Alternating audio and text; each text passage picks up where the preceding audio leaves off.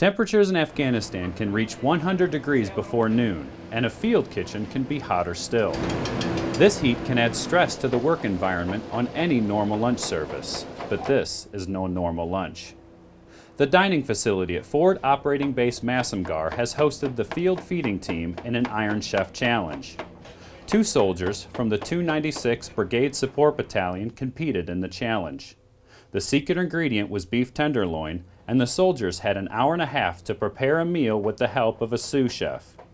The 2 teams moved effortlessly around the kitchen, showing both a love for cooking and a respect for one another.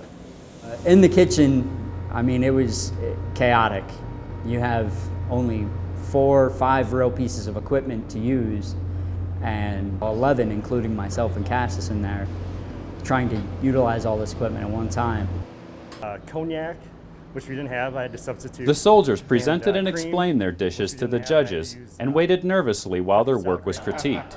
The mood was light and everyone was having a good time. That's what most of these competitions are for. It's fun. It's a way to gauge our skill and show off our skill set, but it's fun for us. After judges tallied the scores from the judges and the diners, Specialist Casis was declared the victor, but both soldiers agreed that this was never about winning. Being able to compete in this sort of competition really wasn't about winning. It was more about just putting on a little show, give people excitement, something to kind of change up the daily routine of just coming in to eat. So regardless of whether I won or lost, it seemed like it was just a fun thing to do. Both soldiers take pride in their work and realize that the prize of the contest was not in winning, but in service. We just really want to see what people are enjoying.